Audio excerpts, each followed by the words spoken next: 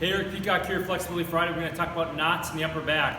One of the worst things you can do for a knot in the upper back is do this. This is what most people do. They feel a knot and they try to stretch it out, try to stretch it. Problem with the knot is that a lot of times our upper backs are already overstretched here because we're slouching forward all day, and our body's knotting up to protect that area because we're trying not to let your body stretch too far. So what we need to do is we need to break the knot up. Instead of stretching it, we're going to take a lacrosse ball and we're going to get against the wall here. And you're going to work around and find that knot under your shoulder blade. It shouldn't take you too long. Once you find it, you got to kind of be a little tougher than the knot. You got to sit on here until you break this, feel that thing release. Working up and down that scapula or that shoulder blade, looking for those knots, leaning against with your body weight. Once you've broken those knots up, what you want to do is restore some natural movement to your shoulder blades by doing something really easy like a row here with a piece of tubing.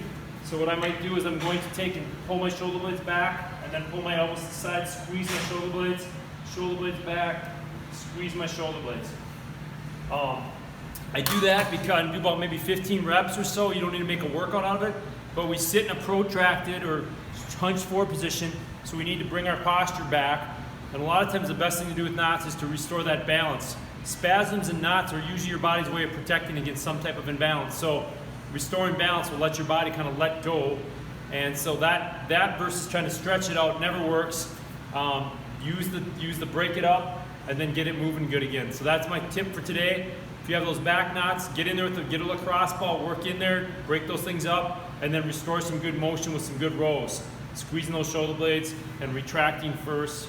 Just using some tubing, 15 reps, just get some blood flow going back in. You should notice a big difference if you do that every day. That's our Friday flexibility tip. See you next week.